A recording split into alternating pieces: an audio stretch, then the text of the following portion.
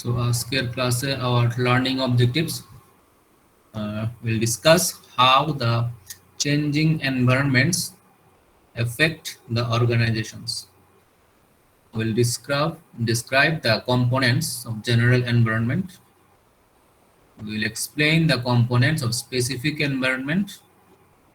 We'll describe the process that companies use to make sense of their changing environment.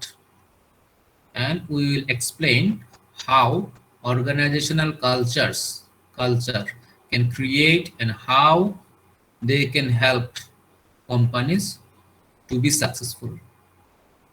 তো এই জিনিসগুলো আজকে আমরা টপিকে আমরা জানার চেষ্টা করব। তো first thing is that organization. What is an organization? Can anyone tell me? Organization বলতে আমরা কি বুঝি? কে বলতে পারবে? স্যার একটা সংস্থা বা একটা দল। একটা সংস্থা বা একটা দল, হ্যাঁ। তাহলে অর্গানাইজেশনের কি হবে? একটা অবজেক্টিভ থাকবে, তাই না? জি স্যার। অবজেক্টিভ ছাড়া তো হবে না, হ্যাঁ। সো আমাদের জানতে হবে আমাদের যে অর্গানাইজেশন, আমাদের যে কোম্পানি, হ্যাঁ, তার একটা অবজেক্টিভ থাকবে, হ্যাঁ।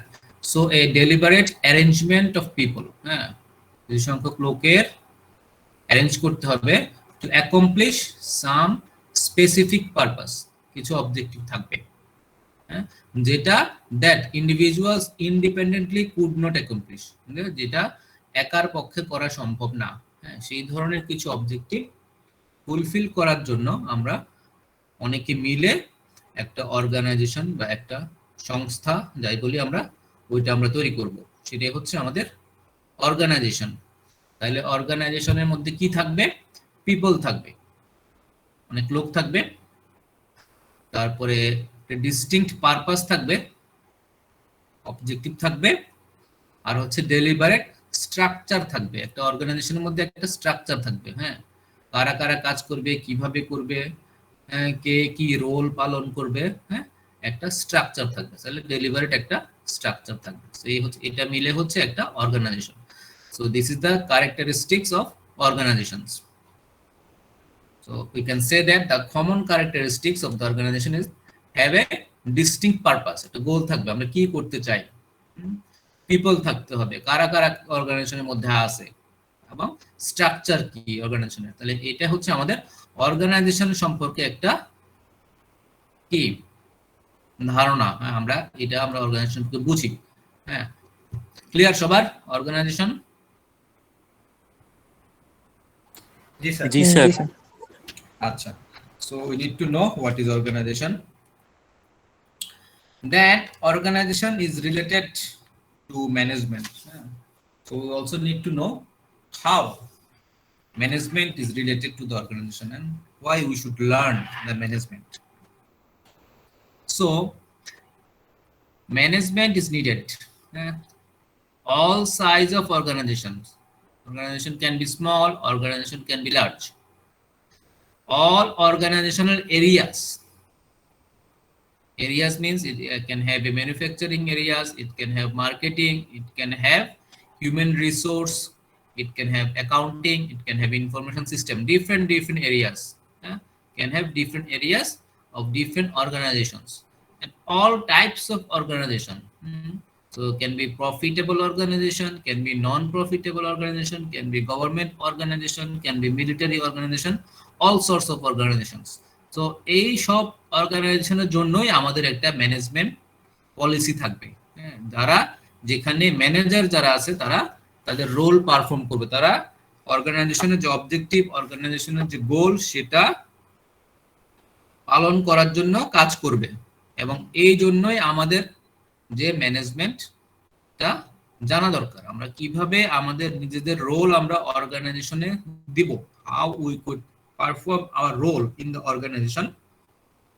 That's why we need to learn the study of the management, so that we should know how to handle different situation arises during the managing of responsibilities in the organizations.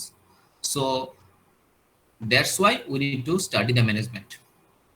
So the value of studying the management is that saying that the universality of management মোটামুটি universal মানে সব জায়গায় applicable.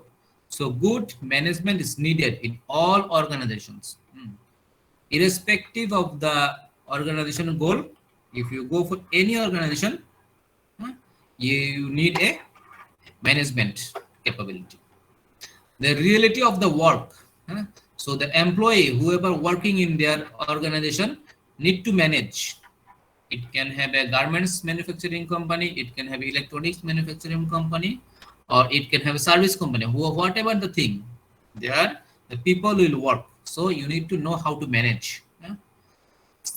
Third thing is that rewards and challenges of being a manager. So if you want to be a manager, you want to manage your people, you need to know what are the challenges, what are the opportunities arise during the fulfilling of your work. So the successful manager receive significant monetary rewards from the management. If they can successfully manage the projects, manage the work, then there are significant monetary benefits are waiting for the management, for the manager. So we need to know the management capability so that we can accomplish this job. So the company will get benefit as well as we ourselves also benefited monetarily. So this is the reason to study the management related to the organization. Now, whenever we take the decision as a manager, there are some constraints, there are some scopes and constraints.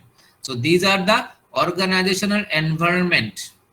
You need to know the environment of the organization, and you need to know the organizational culture. Different organizations have different culture. So based on the external environment, organizational environment, and based on the organizational culture of the people, behavior, everything, the management should take decision. So that's why we need to understand these two concepts: how the organizational environment is behaving, how the organizational culture is behaving. So we need to know these two forces. If we know these two forces, we can have balancing. We can do the balancing during our decision making process. So we need to know the environments, how the environment are changing environments. Can you see the slides? Yes, sir. Okay, good. So you're saying that you need to know the changing environments, how the environment change. So environmental change rate at which a company's general and specific environment change. So কোম্পানির যে specific অথবা general environment যেটাই বললি সেটা কিভাবে কোন রেটে change হচ্ছে। So যদি if the rate of change is slow, very slow process, then we can say that this is a stable environment. This is a stable environment. And if the rate of change is very fast, then it is a dynamic environment. Is the dynamic environment in which the rate of change happens very fast. So can you give example of stable environment and dynamic environment? Can anyone give one example of stable environment where the change is very slow and dynamic environment where the rate of change is very fast? Can any one of you give an example? Stable environment একটা example দিবা কেউ? Sir market, sir শিক্ষা প্রতিষ্ঠান, sir market বলতে কি বুঝি না? তারপর ল হতে পারে স্যার, ল আইন। ল তো আর অর্গানাইজেশন না, আমরা বলছি অর্গানাইজেশনের একটা এক্সাম্পল দিতে হবে। স্যার যে কোনো একটা শিক্ষা প্রতিষ্ঠান বা ইউনিভার্সিটি যদি আমরা ধরি, হ্যাঁ যারা রিলেটেড, হ্যাঁ সেখানে হচ্ছে রেট অফ চেঞ্জ কি স্লো, কিন্তু এখন কি কোভিড সিচুয়েশনে রেট অফ চেঞ্জ স্লো বলতে পারি আমরা? না স্যার, এখন আসলে চেঞ্জ হচ্ছে, অনেক র্যাপিডলি চেঞ্জ হচ্ছে। Rapidly change now actually in the sir very fast, very fast dynamic situation আমরা আসি। Because of the COVID situation the structure, everything is unstable now. So still in the process. We do not know when it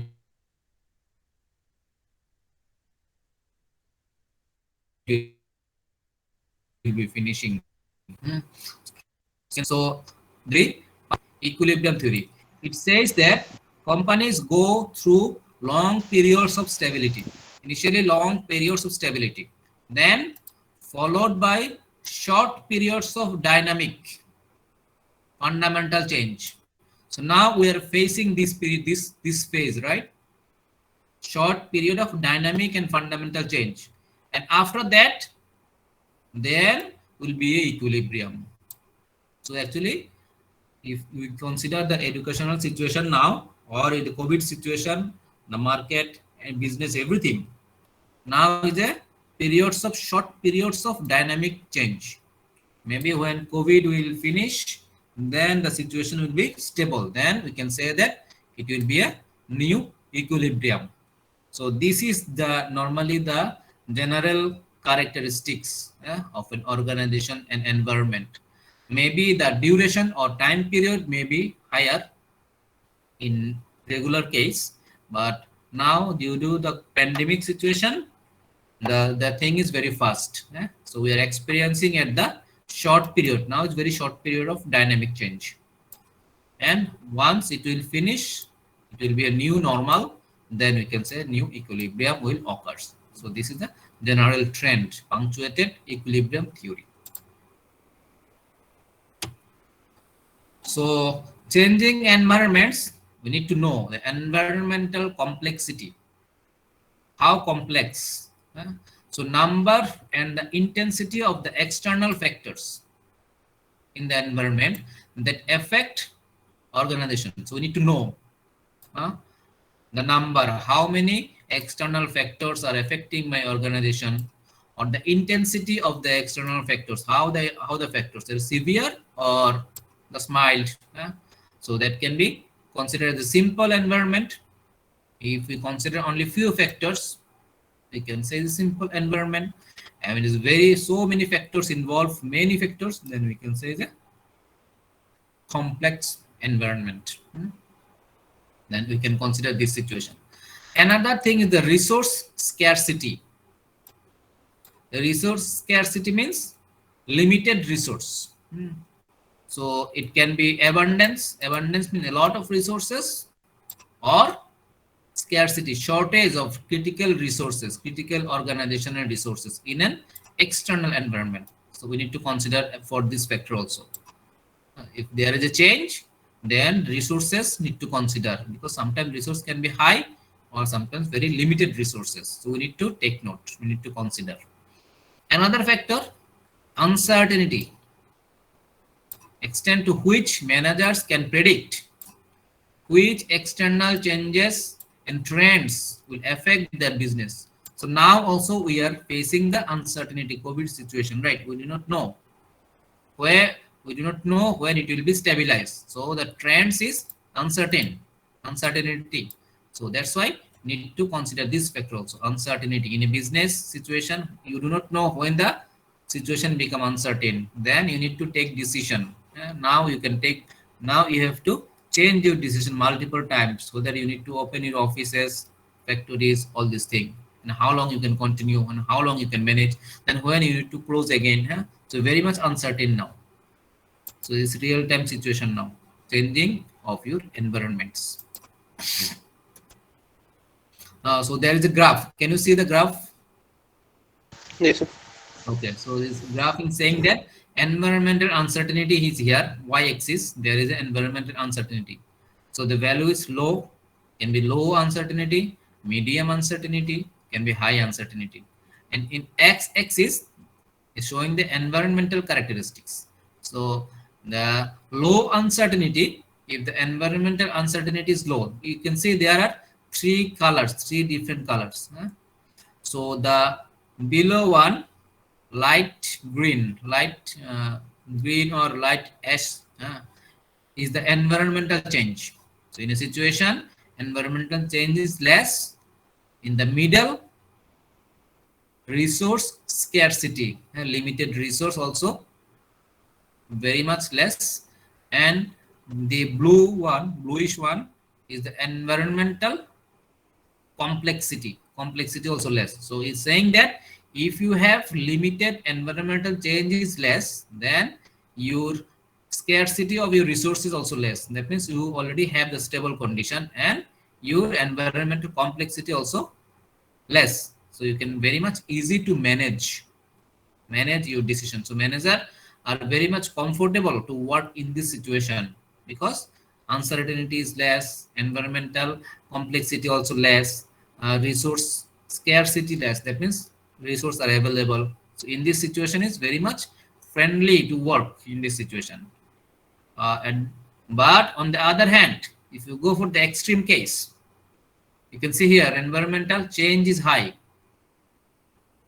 then your change of your scarcity of your resources can be very high. That means you already shortage of resource here, and complexity, environmental complexity is very high. So in this condition, actually very difficult to take decision because you need to consider multiple factors, and very much uncertainty is involved. You do not know what is going to happen when.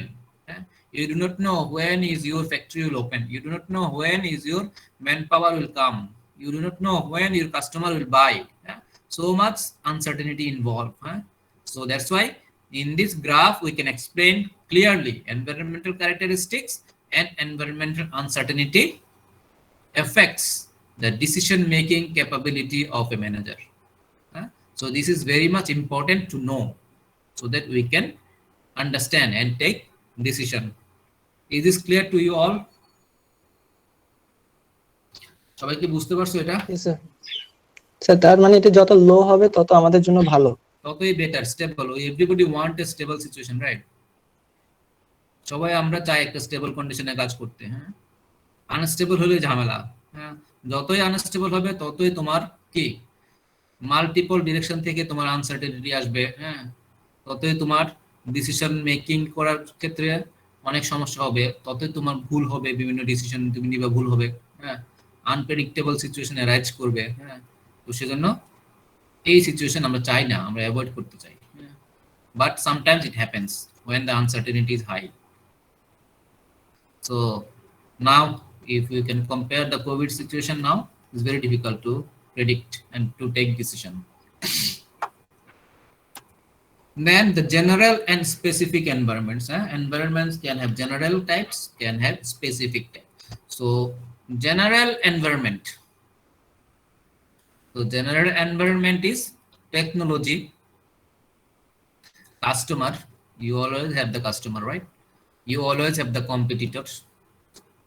You always have the socio-cultural trends.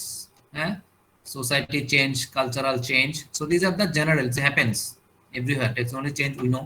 Customer will change, we know. Competition will change, we know. So organization. This is my organization. I work here. So I have a supplier. I have a economy. Political trends change. Industrial regulation. So these are the specific environment you need to consider. So general, these are the general condition, general environment. These are the specific environment. So we need to know actually how we can deal with this. এটা ঠিক আছে, সবার বোঝা যাচ্ছে?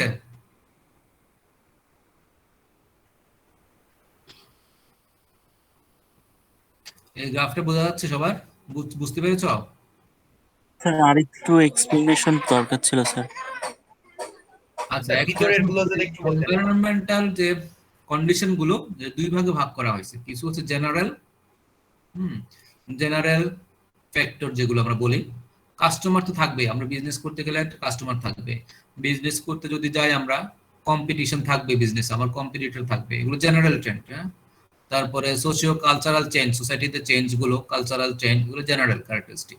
Technology also change, general, এগুলো happens, এগুলো হবেই কোনো না কোনো ভাবে, এগুলো এই ধরনের ট্রেন্ড চলতেই থাকবে। আর কিছু আছে স্পেসিফিক, যেমন হচ্ছে পলিটিক্যাল চেঞ্জ, সাডেনলি কোনো দেশের পলিটিক্যাল চেঞ্জ হয়ে গেল, তখন যে সিচুয়েশন হবে সেটা হচ্ছে স্পেসিফিক। তারপরে কোন ইন্ডাস্ট্রিতে কোনো চেঞ্জ হলো, রেগুলেশন আসলো, নিউ রেগুলেশন, হ্যাঁ, নিউ ল আসলো, হ্যাঁ, তাহলে স্পেসিফিক। তো কিছু নিউ সাপ্লায়ার আসলো কখনো, হ্যাঁ, স্পেসিফিক। অ্যাডভোকেসি গ্রুপস, কিছু গ্রুপ আসলো, কি নাগরিক গ্রুপ আছে যারা যারা কি বলে বিভিন্ন জিনিস নিয়ে কথা বলে, তাই না, স্পেসিফিক। ওরা বিভিন্ন স্পেসিফিক জিনিস নিয়ে কথা বলে, সব জিনিস নিয়ে কথা বলে না। তারপরে ইকোনমির ফ্যাক্টর গুলো, ইকোনমি কোনো সময় চেঞ্জ হয়েছে, ইকোনমি ভালো, ইকোনমি খারাপ, স্পেসিফিক। তারপরে অর্থনৈতিক মন্দা বা রিসেশন যখন আসে, হ্যাঁ, তো পলিটিক্যাল, কালচারাল, লিগ্যাল চেঞ্জ, যেগুলো স্পেসিফিক, সবসময় হয় না। আর এই জিনিসগুলো মোটামুটি সবসময় থাকে আমাদের। কাস্টমার সবসময় থাকবে, কম্পিটিটরও থাকবে, টেকনোলজিও চেঞ্জ হবে, হ্যাঁ, সোসাইটিও মাঝে মাঝে চেঞ্জ হবে, হ্যাঁ, স্লো বাই ডে চেঞ্জ হবে। এগুলো হচ্ছে জেনারেল, এগুলো সবসময় থাকবে। আর এগুলো হচ্ছে স্পেসিফিক, সবসময় নাও থাকতে পারে, বাট একটা সার্টেন টাইমে থাকতে পারে। তখন আমাদের এই জিনিসগুলো কনসিডারেশনে নিতে হবে। ঠিক আছে, আমরা এক্সপ্লেন করব আস্তে আস্তে, এগুলো আমরা এক্সপ্লেন করব, বাট এগুলো গিভ ইউ জেনারেল একটা আইডিয়া দেয়া তোমাদেরকে। এই যে সার্কেল থেকে আমরা মোটামুটি বুঝতে পারি যে কোন জিনিসগুলো জেনারেল আর কোন জিনিসগুলো স্পেসিফিক। তাহলে জেনারেল গুলো একভাবে জানতে হবে, স্পেসিফিক গুলো আরেকভাবে আমাদেরকে ডিল করতে হবে। সো আমরা দেখি তাহলে জেনারেল এনভায়রনমেন্ট যেটা বলি আমরা, ইকোনমি, হ্যাঁ, ইকোনমির মধ্যে কি হবে, কনজিউমার থাকবে। তাহলে যদি গ্রোয়িং ইকোনমি হয়, কোন দেশের যদি ইকোনমি বেশি গ্রোয়িং হচ্ছে, তো ফাস্টেস্ট, হ্যাঁ, গ্রো হলে কি হবে, যে লোকজনের হাতে অনেক টাকা থাকবে, হ্যাঁ, লোকজনের হাতে অনেক টাকা থাকবে, তারা কি বেশি স্পেন্ড করবে। তার যদি বেশি খরচ করার ক্যাপাবিলিটি থাকে, তাহলে আমার কাস্টমার ডিমান্ড কি তখন বেড়ে যাবে, আমার চাহিদা বাড়বে। আর যদি শ্রিঙ্কিং ইকোনমি যদি হয়, কোন দেশের যদি ইকোনমি শ্রিঙ্ক করে, তাহলে কি হবে, লোকজনের হাতে টাকা থাকবে না, they have less money to spend. In that case demand, হ্যাঁ, buying capacity of the people কমে যাচ্ছে।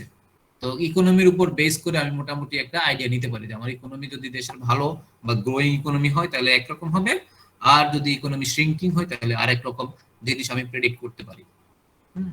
এবং এটা কিভাবে বুঝবো আমি, বিজনেস কনফিডেন্স ইন্ডেক্স, আমাদের কিছু সার্ভে করতে হবে, হ্যাঁ, বিজনেসের কি অবস্থা, হ্যাঁ, এগুলো সার্ভে করা হয়, গ্লোবালি সার্ভে করা হয়। Confidence managers level of confidence index তৈরি করা হয়। স্যার বিভিন্ন বড় বড় কোম্পানির যারা সিইও আছে, বোর্ড অফ ডাইরেক্টর আছে, ওদের নিয়ে যে লার্জেস্ট কোম্পানিগুলো, তাদের নিয়ে সার্ভে করা হয়। সার্ভে করে বোঝা যায় যে ইকোনমির কি অবস্থা। ইকোনমির অবস্থা দেখে তখন আমরা যে ইকোনমি সম্পর্কে আমরা ডিসিশন নিয়ে আমি কাস্টমারের ডিমান্ড বা কনজিউমারের বিহেভিয়ার প্যাটার্ন, হ্যাঁ, নিয়ে মোটামুটি ওরা প্রেডিক্ট করে। প্রেডিক্ট করলে সেই প্রেডিকশন দেখে আমরা তখন আমাদের বিহেভিয়ার আমরা ঠিক করতে পারি, আমাদের বিজনেস পলিসি আমরা ঠিক করতে পারবো তখন, হ্যাঁ, আমাদের কি করা উচিত, কি করা উচিত না, কোন দিকে যাচ্ছে ইকোনমি, সেটা দেখে আমি আমার কনজিউমারের বিহেভিয়ার বুঝবো। কনজিউমারের বিহেভিয়ার যখন আমি বুঝবো, তখন আমি আমার সাপ্লাই, আমার ডিমান্ড, আমার প্রেডিকশন কি হবে, বিজনেস পলিসি, ওগুলো তখন আমি ঠিক করতে পারবো, হ্যাঁ। সো ইকোনমি একটা বিশাল ফ্যাক্টর, হ্যাঁ। তারপরে হচ্ছে টেকনোলজি। টেকনোলজি তো চেঞ্জ হচ্ছে, তাই না। টেকনোলজি কি, নলেজ চেঞ্জ হয়, টুলস কি কি টুল আমি ইউজ করতে পারি, টেকনিক্স, হ্যাঁ, use to transform inputs to outputs, কিভাবে আমি একটা র ম্যাটেরিয়াল থেকে ইউজ করে একটা ফাইনাল প্রোডাক্ট বানাবো, এটা হচ্ছে আমার টেকনোলজি। এই টেকনোলজি ইউজ করে আমি করব। তাহলে টেকনোলজির জন্য আমার নলেজ লাগবে, ইকুইপমেন্ট লাগবে, টুল লাগবে, টেকনিক লাগবে। তাহলে এই টেকনোলজি মাঝে মাঝে চেঞ্জ হয়, টেকনোলজিতে অলওয়েজ চেঞ্জ হচ্ছে। তাহলে টেকনোলজিক্যাল চেঞ্জ আমাকে কনসিডার করতে হবে, আমি যথেষ্ট নলেজ আমাকে রাখতে হবে টেকনোলজি চেঞ্জ সম্পর্কে। So the technological change help companies, হ্যাঁ, কিভাবে প্রোভাইড বেটার প্রোডাক্টস, হ্যাঁ। So if you have new technology, you think how you can improve your products, how you can produce your product efficiently. So if you can produce your product very efficiently, you can reduce your cost. If you can reduce your cost, customer can buy from you easily, right? So in that case, in that situation, I can take help from the technological change. So the manager should know what is the new technology that can help the company. So the companies should use new technology effectively to improve their products and services. Clear? কেউ কি একটা example দিতে পারবে যে technology change সম্পর্কে? Recent example, recently কোন technology কি change হয়েছে যাতে আমাদের প্রোডাক্টের কোয়ালিটি ভালো হচ্ছে বা এরকম কিছু বলতে পারবা? একটা এক্সাম্পল দাও। স্যার যে নেটওয়ার্কের ফাস্ট হওয়ার কারণে আমরা এখন অনলাইনে হ্যাঁ। অনেক কাজে ইনভলভ হয়ে যাচ্ছি, যেরকম Right. এখন হ্যাঁ। আউটসোর্সিং ব্যাপারটা খুব হুম, হচ্ছে, এই ব্যাপারগুলো স্যার হ্যাঁ, রাইট, হ্যাঁ, টেকনোলজি চেঞ্জ স্যার। টেকনোলজি। আমরা এখন অনলাইনে অর্ডার দিতে পারি, তাই না? ফুড পান্ডা, আগে ফুড ডেলিভারি, হ্যাঁ, সবকিছু এখন অনলাইনে আমাদের ইজি হচ্ছে, তাই না? সো টেকনোলজি চেঞ্জটাকে আমাদের নিজেদের ফেভারে নিয়ে আসতে হবে। যে কোম্পানিতে কাজ করবো সেই কোম্পানির ফেভারে আনতে হবে, তাহলে আমি সেখান থেকে বেনিফিট পাবো। হ্যাঁ, সো এটা আমাদের জানতে হবে, very important to know the technology change. তারপরে হচ্ছে সোশিও কালচারাল, হ্যাঁ, সোসাইটি, কালচার, এগুলো তো চেঞ্জ হয়। হ্যাঁ, তাহলে হচ্ছে সোশিও কালচারাল কি হচ্ছে, ইনক্লুডিং দ্য ডেমোগ্রাফিক ক্যারেক্টারিস্টিক্স। হ্যাঁ, কোন একটা কান্ট্রির ডেমোগ্রাফিক ক্যারেক্টারিস্টিক্স কিরকম, তাদের জেনারেল বিহেভিয়ার, তাদের অ্যাটিটিউড কিরকম, বিলিফস, লোকজনের বিলিফ কিরকম পার্টিকুলার সোসাইটি। হ্যাঁ, যেমন একটা সোসাইটিতে কত পার্সেন্ট ফিমেল, কত পার্সেন্ট মেল কাজ করে, হ্যাঁ, ফিউচারে কত পার্সেন্ট কাজ করবে। হ্যাঁ, তাহলে এগুলো ক্যারেক্টারিস্টিক্স দেখে আমরা বুঝতে পারি যে ফিউচারে আমাদের কি ধরনের কাজ করা উচিত, কি ধরনের বিজনেস করা উচিত, যাতে আমরা কি ধরনের স্কিল লোক পাবো। হ্যাঁ, তো এটা ডেমোগ্রাফিক, সোশিও কালচারাল ক্যারেক্টারিস্টিক্স দেখে আমাদের পলিসি ঠিক করতে হবে যে এখন কি অবস্থায় আছে, নেক্সট 5 ইয়ার্স 10 ইয়ার্স পরে আমাদের কি ইয়াং পিপল বেশি থাকবে নাকি ইয়াং পিপল কমে যাবে, হ্যাঁ, ওল্ড পিপল বেশি হয়ে যাবে, হ্যাঁ, বা আমাদের ফিমেল বেড়ে যাবে নাকি মেল পিপল আমরা পাবো, স্কিল পিপল পাবো 10 ইয়ার্স লেটার, 20 ইয়ার্স লেটার। তো এই ক্যারেক্টারিস্টিক্স উপর বেস করে আমি আমার বিজনেস পলিসি ঠিক করতে পারি। Changes in demographic characteristics affect how companies staff do their business, হ্যাঁ, তাহলে ঠিক করতে পারে। তো চেঞ্জ বিহেভিয়ার, অ্যাটিটিউড, বিলিফ, লোকজনের বিলিফ, লোকজন বেশি কাজ করতে চায় নাকি লোকজন কাজ করতে চায় না, হ্যাঁ, বিলিফ, অ্যাটিটিউড কিরকম, হ্যাঁ, তাহলে effect the demand for a business products. হ্যাঁ, তাহলে আমি বুঝতে পারবো যে লোকজন যদি বেশি কাজ করে তাদের হাতে বেশি টাকা থাকবে, তখন তারা নতুন কোনো প্রোডাক্ট, নতুন কোনো সার্ভিস নিবে। হ্যাঁ, সো ওই ধরনের টার্গেট করে আমরা আমাদের বিজনেস পলিসিকে ঠিক করতে পারি। সো এটা হচ্ছে আমাদের এনভায়রনমেন্ট, সোশিও কালচারাল এনভায়রনমেন্ট, এটা আমাদের জানতে হবে। হ্যাঁ, to make sure we are doing the correct policy for our company. তো এটা আমরা জানবো, এটাও একটা ফ্যাক্টর। তারপরে হচ্ছে components of the general environment, এটাও মোটামুটি আমরা বলতে পারি পলিটিক্যাল, লিগ্যাল। হ্যাঁ, যদি কোনো দেশে কোনো নতুন কোনো লেজিসলেশন আসে, কোনো ল আসে, কোর্টের কোনো ডিসিশন আসলো, হ্যাঁ, নিউ ডিসিশন, যেটার কারণে আমাদের বিজনেসের চেঞ্জ করতে হতে পারে, হ্যাঁ, বিজনেসের বিহেভিয়ার চেঞ্জ হতে পারে। হ্যাঁ, এরকম লেজিসলেশন আমাদের কনসিডার করতে হবে। তাহলে managers must be aware of the loss, regulations, হ্যাঁ, potential lawsuits that could affect their business. তাহলে রিসেন্টলি কি এরকম কোনো ল আছে আমাদের, আমরা বলতে পারবো যেটার কারণে কোনো বিজনেস এরিয়া চেঞ্জ হয়েছে বা এফেক্ট হয়েছে বা নিউ বিজনেস পলিসি চেঞ্জ করতে হয়েছে? কে বলতে পারবে? স্যার মেইন সমস্যাটা হচ্ছে কোভিড এর কারণে আমরা এখন ঘরের বাইরে যেতে পারতেছি না, এটা তো গভর্নমেন্টের একটা ল। রাইট, এর জন্য স্যার আমাদের এখন বিজনেস প্ল্যান চেঞ্জ করতে হচ্ছে, বিজনেস রাখার জন্য আমাদের নতুন স্ট্র্যাটেজি ফলো করতে হচ্ছে। রাইট, হ্যাঁ, তো এই ধরনের জিনিসগুলো আমরা কনসিডার করে আমরা দেখবো আমরা কিভাবে বিজনেস করতে পারি। মানে এমন না যে গভর্নমেন্ট বলেছে ঘরের বাইরে যাওয়া যাবে না, মানে এরকম ঠিক করে যে আমরা বিজনেস করবো না, তা না। হ্যাঁ, আমরা এটা ইউটিলাইজ করে, টেকনোলজি ইউজ করে কিভাবে আমরা বিজনেস কন্টিনিউ করব সেভাবে আমাদের চিন্তা করতে হবে, এবং সেটাই করাটাই হচ্ছে বুদ্ধিমানের কাজ। হ্যাঁ, আচ্ছা, তাহলে স্পেসিফিক এনভায়রনমেন্ট যদি আমরা বলি যে কি ধরনের কাস্টমার থাকবে, তাই না? কারণ কাস্টমার তো সব প্রোডাক্ট কিনবে না, এক একটা মার্কেট এক এক ধরনের বিজনেসের জন্য এক এক রকম কাস্টমার থাকবে, এক এক রকম কাস্টমার। তাহলে ওটা আমরা দেখবো। কম্পিটিটরও সব রকম থাকবে না, হ্যাঁ, এক এক কোম্পানির জন্য এক এক রকম কম্পিটিটর থাকবে। তো এটা আমরা কনসিডার করব। সাপ্লায়ারও সেম জিনিস, সাপ্লায়ার নিশ্চয়ই সব জিনিস সাপ্লাই করবে না, এক একজনের বিজনেস পলিসি একরকম। তাহলে আমরা স্পেসিফিক বিজনেসের জন্য স্পেসিফিক কন্ডিশন চিন্তা করব। ইন্ডাস্ট্রি রেগুলেশন, এক এক ইন্ডাস্ট্রির জন্য এক এক রকম রেগুলেশন আছে। হ্যাঁ, তো এটা ঠিক করতে হবে, আমার ইন্ডাস্ট্রির জন্য কোন কোন রেগুলেশন কাজ করে সেটা আমি ঠিক করব।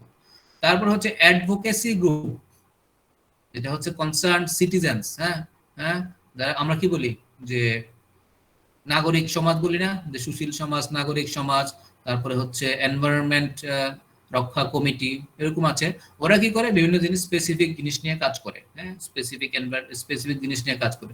তাহলে আমাদের দেখতে হবে ওরা যেটা নিয়ে বলছে সেটা কি আমাদের বিজনেসের রিলেটেড কিনা, যদি হয় তো আমরা কনসিডার করব। তাহলে এই জিনিসগুলো আমাদের কনসিডার করতে হবে। তো আমরা যদি দেখি ওয়ান বাই ওয়ান, কাস্টমার আমরা তো জানি তাই না, কাস্টমার কি করে জিনিসপত্র কিনবে। এখন কাস্টমারকে আমাকে মনিটরিং করতে হবে। সো মনিটরিং করার জন্য দুই ভাবে আমি করতে পারি, টু ওয়েজ। একটা হচ্ছে reactive customer monitoring. Reactive customer মানে কাস্টমার কোনো কমপ্লেইন দিল, প্রবলেম দিল, আমি তখন সেটাকে রিজলভ করলাম, এটা হচ্ছে একটা ওয়ে। আর হচ্ছে প্রোঅ্যাক্টিভ কাস্টমার মনিটরিং, কাস্টমার এখনো হলো না বাট আমি কাস্টমারদের নিড, তাদের ট্রেন্ড, তাদের ইস্যুগুলো আগেই বোঝার চেষ্টা করলাম, করে আমি আমার প্রোডাক্ট, আমার পলিসি ঠিক করলাম। তাহলে দুই ধরনের হতে পারে। তাহলে আমরা কোন ধরনেরটাতে যাব, হুইচ ওয়ান ইজ প্রেফারেবল যদি কাস্টমার আমরা মনিটর করতে চাই? একজন বলো। আমরা কি দুইটাই তো দরকার স্যার আসলে। এখন দুইটা আমার মানে কোন ক্ষেত্রে দুইটাই দরকার, আর কোন ক্ষেত্রে স্পেসিফিক একটা দরকার? স্যার যেমন প্রথম যখন একটা কোম্পানি কিছু বানাবে তখন তো হচ্ছে একটা কাস্টমারের চিন্তা ভাবনা করে বানাবে, হুম, যেটা হচ্ছে মানে প্রোঅ্যাক্টিভ আর কি। Proactive। পরে বানানোর পরে আবার এটা রিভিউ থেকে আমরা হচ্ছে রিঅ্যাক্টিভটা পরে আবার ডিসাইড করতে পারবো যে কি ধরনের কি হ্যাঁ। নেওয়া যেতে পারে। রাইট, হ্যাঁ হ্যাঁ। সো ইনিশিয়াল স্টেজে, ইনিশিয়াল যখন প্রোডাক্ট লাইফ সাইকেলে ইনিশিয়াল স্টেজ থাকবে, তখন মাত্র শুরু, তখন আমরা প্রোঅ্যাক্টিভ কাস্টমার মনিটরিং করব। হ্যাঁ, তাহলে প্রোডাক্ট যখন সেল করতেছে আস্তে আস্তে যাচ্ছে, তখন আমরা রিঅ্যাক্টিভ দেখব। বাট ম্যাচুরিটি যখন হবে প্রোডাক্টটা মোটামুটি সবকিছু স্টেবল, তখন কিন্তু এটার পরিমাণ বেশি হলে হবে না। রিঅ্যাক্টিভ কাস্টমার তখন কম থাকতে হবে, যেহেতু কি কাস্টমার, আমি চাই না আমার প্রোডাক্ট সম্পর্কে আর কোনো কমপ্লেন আসুক। আমি চেষ্টা করবো তখন যাতে লেস কমপ্লেন থাকে। কারণ কি সবকিছু stable, market demand already stable, হ্যাঁ, কারণ সবকিছু বিক্রি হচ্ছে, অনেকদিন হয়ে গেছে, আমার প্রোডাক্টের কোয়ালিটিও ভালো থাকার কথা। তো তখন আমি চেষ্টা করবো আমার প্রোডাক্টের রিলেটেড কমপ্লেন যাতে কম আসে। ক্লিয়ার এটা? আমার প্রোডাক্ট যখন একটা ম্যাচুরিটি স্টেজে চলে যাবে, ম্যাচুরিটি স্টেজে চলে যাবে, then I will try that customer complain যাতে যত কম আসে। হ্যাঁ, তাহলে কি করতে হবে, আমাকে প্রোডাক্টের কোয়ালিটি ভালো করতে হবে, প্রোডাক্টের প্রাইস ভালো করতে হবে। হ্যাঁ, ক্লিয়ার এটা?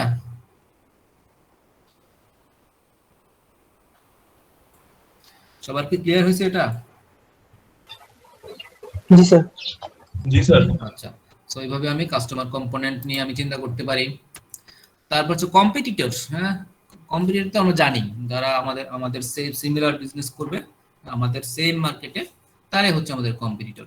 তাহলে কম্পিটিটরকে আমাকে অ্যানালাইসিস করতে হবে, হ্যাঁ, মনিটরিং করতে হবে যে কম্পিটিশন কোন দিকে যাচ্ছে, তারা কি ধরনের প্রোডাক্ট দিচ্ছে, হ্যাঁ, তারা নেক্সট কি ধরনের মুভমেন্টে যাচ্ছে, তারা নেক্সট কি ধরনের প্রোডাক্ট দিবে। তো সেই ইনফরমেশন আমাদেরকে গ্যাদার করতে হবে, করে তাদের স্ট্রেংথ আর উইকনেস বের করতে হবে, করে সেই অনুযায়ী আমরা আমাদের পলিসি ঠিক করব। So competitor is very also important factor. Supplier. So আমাদের বিজনেসের জন্য আমাদের র ম্যাটেরিয়াল লাগবে, আমাদের পার্টস লাগবে, মেশিনারিজ লাগবে। হ্যাঁ, তার জন্য কি আমরা সাপ্লায়ার ঠিক করব, কারা আমাদেরকে সাপ্লাই দিবে। এখন সাপ্লায়ার বিহেভিয়ার দুই রকম হতে পারে। হ্যাঁ, একটা হচ্ছে এক ধরনের সাপ্লায়ার হু আর অপরচুনিস্টিক বিহেভিয়ার। হ্যাঁ, তারা শুধু অপরচুনিটি খুঁজে, one party believes at the expense of other, তারা চিন্তা করে যে কোনো রকমের সাপ্লাই দিলেই হলো। আর আরেক ধরনের সাপ্লায়ার আছে যারা ভালো, তারা কি করবে, রিলেশনশিপ বিল্ড করে, যে লং টার্মে যাতে তাদের রিলেশনশিপ বিল্ড করে, লং টার্ম রিলেশনশিপ যাতে বিল্ড করে, এবং তারা আমাদের কোম্পানির প্রবলেম বা যত কিছু আছে সবকিছু ডিল করবে। হ্যাঁ, তাহলে আমরা কোন ধরনের সাপ্লায়ারের দিকে যাব, অপরচুনিস্টিক বিহেভিয়ারের সাপ্লায়ারের দিকে যাব নাকি রিলেশনশিপ বিল্ড করব আমরা? Which one is better, which one is preferable? Relationship behaviour. হ্যাঁ, রিলেশনশিপ বিহেভিয়ার, কারণ আমরা যদি লং টার্মে বিজনেস করতে চাই, হ্যাঁ, তাও আমাদেরকে লং টার্ম রিলেশনশিপ যাতে বিজনেস করতে পারি সেই ধরনের আমরা সাপ্লায়ারের কাছে যাব, সেই ধরনের রিলেশনশিপ আমরা বিল্ড করবো। সো এটাও খুব ইম্পর্টেন্ট, কারা আমাদের সাপ্লায়ার হবে, হ্যাঁ, সেটাও আমাদের জানা খুব দরকার। তারপরে আমাদের দেখতে হবে ইন্ডাস্ট্রিতে যে রেগুলেশন, যে কনজিউমারের প্রোডাক্ট সেফটি। হ্যাঁ, আমাদের আছে না প্রোডাক্ট সেফটি কমিশন আছে আমাদের বাংলাদেশে, ওইটার নাম কি, যারা প্রোডাক্ট সেফটি নিয়ে কথা বলে? Sir BSTI. বিএসটিআই। বিএসটিএ, হ্যাঁ বিএসটিএ কথা বলে, হ্যাঁ। তারপর লেবার, হ্যাঁ বাংলাদেশ ওই যে খাদ্য, হ্যাঁ ওটা কি বলে, নামটা কি ভুলে গেছি। স্যার এটা হ্যাঁ ওটাই, সেফটি, ভোক্তা অধিকার। ফুড সেফটি নিয়ে কথা বলে ভোক্তা অধিকার স্যার, ভোক্তা অধিকার। হ্যাঁ ভোক্তা অধিকার, রাইট। হ্যাঁ তারা ওটাও দেখতে হবে ওরা কি ধরনের মুভ নিচ্ছে। তারপর এনভায়রনমেন্টাল প্রোটেকশন দ্বারা দিচ্ছে, হ্যাঁ। তারপর ইকুয়াল এমপ্লয়ার অপরচুনিটি কমিশন আছে, হ্যাঁ। তারপরে ফুড এন্ড ড্রাগ অ্যাডমিনিস্ট্রেশন আছে, ন্যাশনাল লেবার রিলেশন আছে, ইউনিয়ন আছে, হ্যাঁ। এই ধরনের বিভিন্ন ইন্ডাস্ট্রি রেগুলেশন আছে আমাদেরও, হ্যাঁ। তো ওরা আমরা দেখবো যে ওই রেগুলেশন, নতুন কোনো রেগুলেশন আসছে কিনা। রিসেন্টলি কি কোনো রেগুলেশন আসছে যে কোনো ইন্ডাস্ট্রিতে, বলতে পারবা ভেরি রিসেন্টলি এরকম কোনো রেগুলেশন আছে গভর্নমেন্ট লেভেল থেকে, জানো কিছু? স্যার রিসেন্টলি না হইলো মানে আমাদের আগে সব জায়গায় আসলে ফায়ারের জন্য যে হ্যাঁ ফায়ার ছিল না, বাট এখন এটা খুব ম্যান্ডেটরি করা হয়েছে। রাইট, হ্যাঁ। তাহলে এরকম আমাদের যদি এরকম কোনো পলিসি থাকে তা আমাদের বিজনেসও সেটা ইমপ্লিমেন্ট করতে হবে, আমাদেরও সেই জিনিসটা জানতে হবে। তারপরে অ্যাডভোকেসি গ্রুপ যারা বললাম এরকম কিছু থাকবে, কনসার্ন সিটিজেন, সিনিয়র সিটিজেন, নাগরিক রক্ষা কমিটি আছে না, তারপর তেল গ্যাস রক্ষা কমিটি, হ্যাঁ। তো ওরা বিভিন্ন স্পেসিফিক জিনিস নিয়ে ওরা কথা বলবে, এবং সেটা যদি আমাদের ইন্ডাস্ট্রি রিলেটেড হয় তাহলে সেই জিনিসগুলো আমরা আমাদের কনসিডারেশনে নিয়ে আসবো, এগুলো নিয়ে আসতে হবে। এটাও এক্সটার্নাল ফ্যাক্টর। এখন নাও তাহলে আমরা অনেকগুলো এক্সটার্নাল ফ্যাক্টর দেখলাম। সো এখন হচ্ছে কেন দেখবো আমি আসলে কি জন্য আমি এটা নিব, হ্যাঁ। How the external environment effects managers, হ্যাঁ। আমি যদি ম্যানেজার হই তাহলে এই ফ্যাক্টর গুলো আমার জন্য কেন দরকার, কেন? So why should managers even care about managing stakeholders relationship? তাহলে it can lead to desirable organizational outcomes such as improved predictability of environmental changes, greater organizational flexibility to reduce the impact of change. আমি যদি জানি আমি easily আগে predict করে আমি sudden change থেকে রক্ষা করতে পারবো। As they make decision, managers consider their interest. Because an organization depends on these external groups, managers need to consider their interest as they make decision. So বাইরে থেকে কোনো ডিসিশন যদি হয় তাহলে আমাদের as a manager we need to know this decision so that we can implement this. তো এটা তো বললাম এক্সটার্নাল এনভায়রনমেন্ট কি কি হতে পারে, সোশিও কালচারাল হতে পারে, টেকনোলজিক্যাল হতে পারে, গ্লোবাল এনভায়রনমেন্ট হতে পারে। গ্লোবালটা বলি নাই অবশ্য, গ্লোবাল হতে পারে। গ্লোবালাইজেশনের কারণেও আমাদের এনভায়রনমেন্ট চেঞ্জ হতে পারে, হ্যাঁ। তো কোভিড প্যান্ডেমিক এটা গ্লোবাল একটা প্রবলেম, তো এটার কারণে আমাদের একটা এক্সটার্নাল এনভায়রনমেন্ট যেটা চেঞ্জ হতে পারে। How the external environment affects managers, এটা হচ্ছে ম্যানেজারের জব এন্ড এমপ্লয়মেন্ট এফেক্ট করবে। যদি রিসেন্টলি কোনো যে কি গ্লোবাল রিসেশন যদি হয়, অর্থনৈতিক যে মন্দা, তার কারণে কি অনেক জব অনেক সময় এলিমিনেট হয়ে গেছে। So in that case it will create a new challenge for the managers, হ্যাঁ। যদি গ্লোবালি যদি কোনো সমস্যা হয় সেটার মানে ইফেক্টটা লোকালি বাংলাদেশেও এসে পড়া খুবই স্বাভাবিক, হ্যাঁ। গ্লোবালে যদি তেলের দাম বেড়ে যায় তাহলে ইন্ডাস্ট্রিতে সেটা এফেক্ট পড়ে, হ্যাঁ। তাহলে এই জিনিসগুলো আমাকে কনসিডার করতে হবে, যার ফলে as a manager I need to know so that I can take necessary steps. তারপরে যেটা বললাম managing stakeholder relationship. Stakeholder মানে বাইরে যারা আছে, যারা ইনভলভ, হ্যাঁ। Some examples of stakeholders আর ক্রেডিটর, যারা আমাকে লোন দিবে, ডাইরেক্টর হতে পারে কোম্পানির director, employee, government agency, owner, supplier, যারা ইনভলভ সবারটা কনসিডারেশনে নিয়ে আসতে হবে এক্সটার্নাল গ্রুপ, হ্যাঁ। সো স্টেক হোল্ডারদের ডিসিশনকে আমাকে জানতে হবে। তাহলে স্টেক হোল্ডার কারা? সবাই যারা ইনভলভ অর্গানাইজেশনের সাথে, এমপ্লয়িজ হতে পারে, কাস্টমার হতে পারে, সোশ্যাল পলিটিক্যাল গ্রুপ হতে পারে, কম্পিটিটর হতে পারে, গভর্নমেন্ট, মিডিয়া, সাপ্লায়ার, হ্যাঁ। তারপরে হচ্ছে স্টেক হোল্ডার্স, ইউনিয়ন, সবাই। তাহলে সবার ডিসিশনকে আমাকে as a manager we need to know, we need to take consideration. So how the external environment affects managers, তাহলে you need to take the consideration, যেহেতু বললাম এক্সটার্নাল রিলেশনশিপ আমাকে স্টেক হোল্ডারদের রিলেশনশিপকে আমাকে কনসিডারেশন নিয়ে আসতে হবে। এখন ম্যানেজিং, যে আমি যে ম্যানেজ করব, যে চেঞ্জ হচ্ছে সেটা আমি কিভাবে বুঝবো? How can I make sense? So first thing is that there are few steps. 3 steps can be, you have to scan, environmental scanning, search your outside environmental factors. Is there any change? Is there any events, any important events or issues that affect organization? তাহলে এখান থেকে তুমি বুঝতে পারবে যে কিছু একটা change হচ্ছে। সেই চেঞ্জ, সেই ইভেন্টকে তুমি দেখো নিজের মতো করে, is this threat to your business or is this an opportunity for you? Then you act. If this is a threat, then you act how you can prevent, and if this is opportunity, then you think how you can get this opportunity.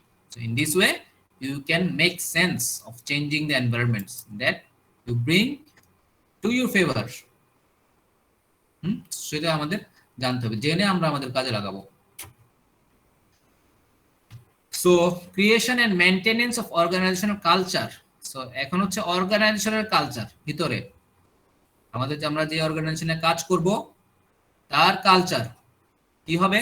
অর্গানাইজেশনের মধ্যে যে value, believe, attitude, লোকজনের behaviour, হ্যাঁ, অর্গানাইজেশনের মধ্যে কারা hero, তাদেরকে important person থাকে, তাই না? সব কোম্পানিতে একজন দুজন ইম্পর্টেন্ট পার্সন থাকে, হিরো থাকে, হ্যাঁ, তাদেরকে হিরো কনসিডার করা হয়। তো তাদের ভ্যালু, তাদের কালচার সব জানতে হবে। হ্যাঁ, কিভাবে জানবো? অর্গানাইজেশনাল স্টোরি দেখবো, make sense of organisational events, হ্যাঁ, আগের কি ইভেন্ট ছিল, কি কি ডিসিশন কিভাবে নিচ্ছিল, হ্যাঁ, need to know the organizational heroes, হ্যাঁ, people admire their qualities, হ্যাঁ, তাদের কোয়ালিটি কি ছিল, তারা কি কি ডিসিশন নিয়েছে, কি কি সিচুয়েশন ফেস করেছে, হ্যাঁ, অর্গানাইজেশনের জন্য, সেই জিনিসটা জানা দরকার।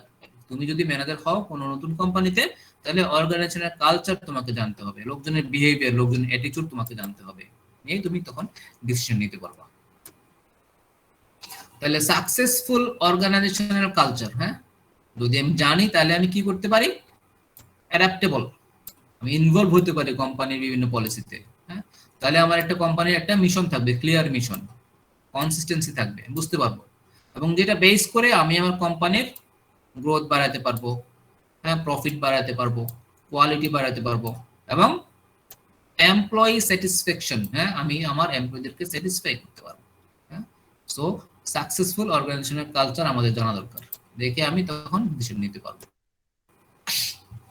এখন অর্গানাইজেশনাল কালচার 3 লেভেলে হতে পারে, একটা হচ্ছে সিন লেভেল, একটা হচ্ছে হার্ড লেভেল, একটা হচ্ছে বিলিভ লেভেল।